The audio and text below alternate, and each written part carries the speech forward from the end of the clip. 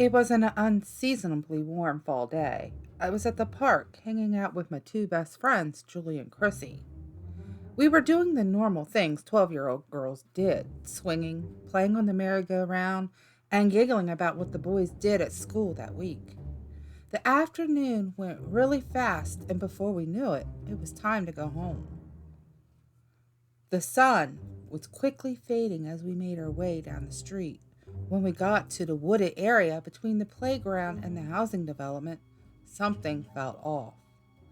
The area was always darker because of the trees surrounding the road, but for some reason it felt darker tonight. We all slowed our walk and stopped talking. A sudden feeling of dread came over us. I turned to look behind us and thought I saw something in the trees. Thinking it was my imagination and a trick of the fading light, I completely turned around to get a better look. No, I was not imagining it. There was someone, not something, standing in the woods. The figure was very tall, taller than any normal man I have seen, and very thin. He was wearing a black suit and had appeared to have several long arms, like extending from his back like tentacles, stretching and reaching for us. It was not the only weird thing. His face, or should I say lack of face, because all that was visible was a white featureless space where his face should have been. I quickly turned around, preparing to run. I screamed at my friends not to turn around and look, and took off running. As I approached the wood line, I quickly glanced back to make sure Julie and Chrissy were right behind me. They weren't. They were gone, vanished into thin air. I ran as fast as I could home and told my parents what had happened, but they didn't believe me. No one believed me. That is, until the next day at school when Julie and Chrissy never showed up. To this day, they have never been found.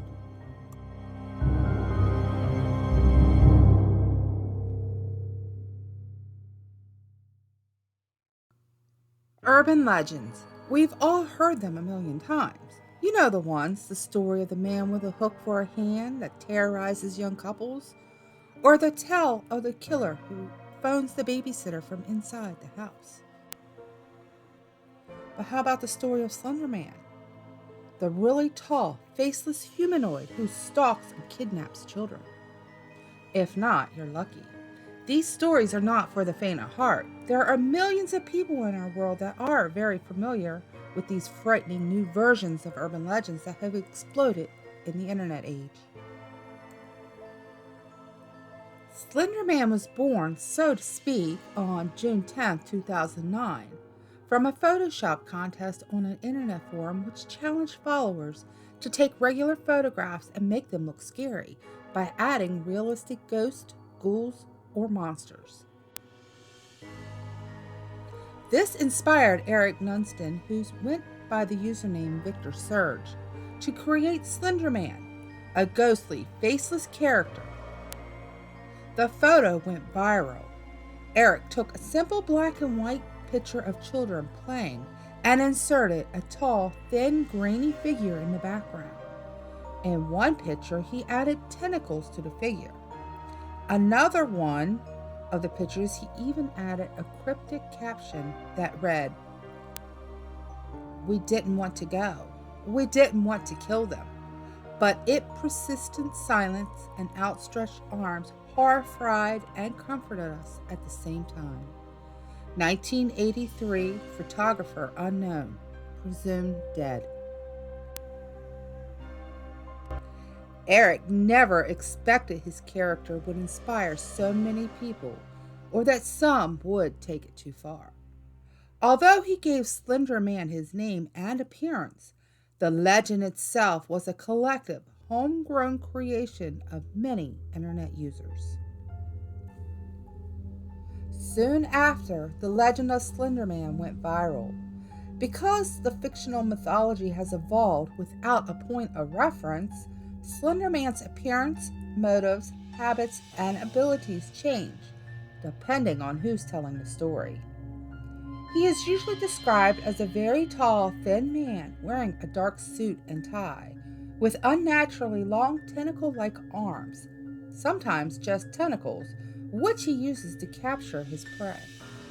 Most stories say his face is white with no features, but sometimes his face appears differently depending on who sees it. Slenderman is said to be found in forest and or abandoned places and able to teleport. If you find yourself in his presence, slender sickness is triggered, which presents a sudden paranoia, nightmares, and delusions, usually accompanied by nosebleeds. Most of the early stories of Slenderman have him targeting children or young adults. Some of these stories feature young adults driven insane or even acting on his behalf. Other stories say that investigating the Slender Man will draw his attention. Most retellings of the legend, though, leave out the fate of the victims. The web series Marble Hornets started the idea of humans who fall under Slender Man's influence. They also introduced the idea that he could interfere with video and audio. Marble Hornets also created the Slender Man symbol, which has become a common trademark for Slender Man fiction. The terrifying tales of Slender Man spread quickly over the internet, inspiring real fear and even violence.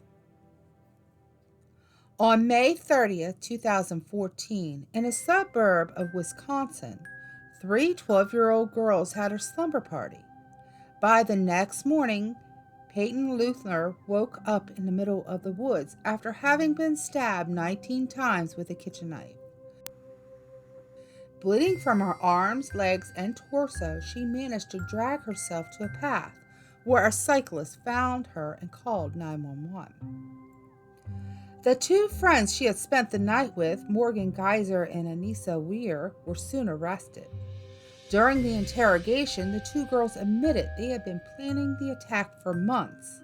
Their motive? To please the Slender Man. Morgan told police that Peyton was her best friend since 4th grade and that starting around December 2013, she began plotting how she and Anissa could become Slender Man proxies and join him in his mansion in the woods. And both girls saw Peyton as their ticket. Anissa told police she was excited because she wanted proof that Slender Man existed because of all the skeptics out there that were saying he was not real. The state of Wisconsin was going to try the girls as adults, but soon Morgan was diagnosed with schizophrenia like her father 10 years before. In 2017, a jury found Anissa was not criminally responsible for the stabbing because she was suffering what experts called shared delusional disorder, meaning that Morgan's schizophrenia made her believe Slender Man was real, and Anissa's mentality made her vulnerable to Morgan's delusions. The story of the Slender Man stabbings made international headlines, fueling parents' fears that the dark corners of the internet will turn their children into violent, socially isolated monsters who were willing to kill. Things didn't get a chance to calm down after the tragic Slenderman stabbings, though. What started out as a harmless online boogeyman was becoming a serious concern for parents, when more Slenderman incidences claimed more victims. On June 5, 2014, in Hamilton, Ohio, a woman called police when she came home from work and was attacked with a knife. Her attacker? The woman's 13-year-old daughter, wearing a hood and a blank face mask. The mother was treated for wounds on her face, neck, and back. Her daughter was said to have had a history of mental illness, as well as an obsession with the Slender Man legends that she was reading online. Later that year, in Port Richey, Florida, a single mother and her 9-year-old son woke up to a fire in their home. It turned out the mother's 14-year-old daughter started the fire by lighting bleach and rum-soaked sheets. She later admitted she was reading a lot of Slenderman legends, but then expressed remorse for her actions and even texted her mother to ask if everybody was okay.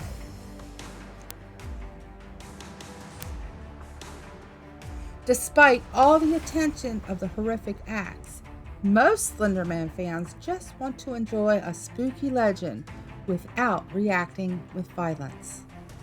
Many people around the world are fascinated with fear and horror and are mindful that, like Frankenstein, Slenderman is just another fictional character that creative people have invented to help fulfill the demand for the horror and fear they crave.